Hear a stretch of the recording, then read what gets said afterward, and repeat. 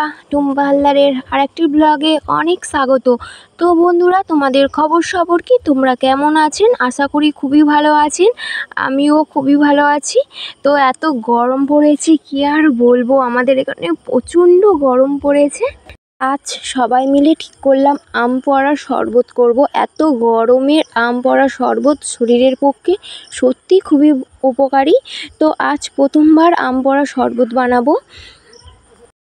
আমি আজ ক্যামেরা ধরছি, ক্যামেরাম্যান হলাম, আর ঋতু সব কিছু হচ্ছে দেখতে পাচ্ছ। আমি কিছু বানাচ্ছি না, আজ আমি শুধু ক্যামেরাটাই ধরেছিলাম। তো প্রথমে আমটা ভালো করে পুড়িয়ে নিয়েছি, নিয়ে ভালো করে আমের নদগুলো বার করে নেওয়া হয়েছে। তারপরে লঙ্কা দিয়েছি কুচে, ভালো করে লঙ্কা কুচে দিয়েছি একটা। তারপরে লেবু পাতা দিয়েছি, পরিমাণ মতন বিট লবণ দিয়েছিলাম, আর দিয়েছিলাম জলজিরা, আর স্বাদ মতন চিনি দিয়েছিলাম, আর লেবু পাতাটা ভালো করে কুচে দিয়েছিলাম, আর স্বাদ মতন দিয়েছিলাম চাট মশলা। তো অল্প করেই দিয়েছিলাম। সব কিছু ভালো করে দিয়ে ভালো মতন করে মেখে আর গ্লাসের মধ্যে নিয়ে নিয়েছিলাম সবগুলো। তাতে দিয়েছিলাম বরফ, দিয়েছিলাম আর ঠান্ডা জল দিয়েছিলাম, দেখতে খুব সুন্দর লাগছিল। আর বন্ধুরা, তোমাদেরকে বলছি, আমি তো ইউটিউবে তেমন কিছু জানি না। আমি ভাবছি লাইভে আসবো।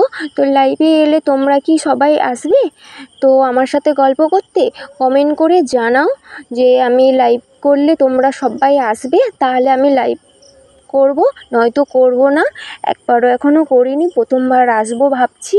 সবাই লাইভে করে, আমি যাই, সবাই আমাকে বলে লাইভ করো কি টুম্পা বোন, এরকম বলে। তাই ভাবছি আমিও লাইভ করবো, তোমাদের সাথে গল্প করব, জমিয়ে আড্ডা মারবো। তোমরা যদি আমার সাথে গল্প করতে চাও তাহলে কমেন্ট করে জানাও। যদি তোমরা কমেন্ট করে সবাই হ্যাঁ বলো তাহলে আসবো। আর আমাদের মতন এত গরমে আমরা যেমন আম পোড়া শরবত বানিয়ে 4 জনে খেয়েছি, তোমরা এরকম বানাও, বানিয়ে খেয়ে দেখো। আমি এই রেসিপিটা দিয়েছি, সত্যি খুব সুন্দর। তোমরা কেমন বানাও আমি জানি না। আম পোড়া শরবতটা পুরো সেই লেভেলের লেগেছিল, সত্যি দারুণ লেগেছিল। তো আমি প্রথমবার বানিয়েছিলাম, সবসময় অন্যের হাতে খেয়েছি আম পোড়া শরবত, আজ নিজেরা বানালাম। আমি ফুটেজ নিচ্ছিলাম আর ঋতু সব কিছু দিচ্ছিল, আমি ওকে বলে বলে দিচ্ছিলাম। আর গ্লাসের মধ্যে সাজিয়েছি, কেমন সাজানোটা হয়েছে আমাদেরকে বলো।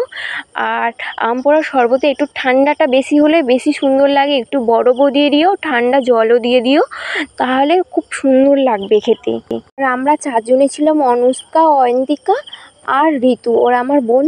তো ওদের থাকতে আমি বড়। সত্যি খুব আনন্দ করেছি, 4 জনে খুব আনন্দ করেছি আজ।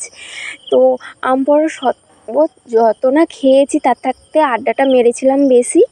তো তোমরাও এরকম বানিয়ে খেয়ে দেখো কেমন লাগে, আর কমেন্ট করে জানিও কেমন হয়েছে আম পোড়া শরবতটা।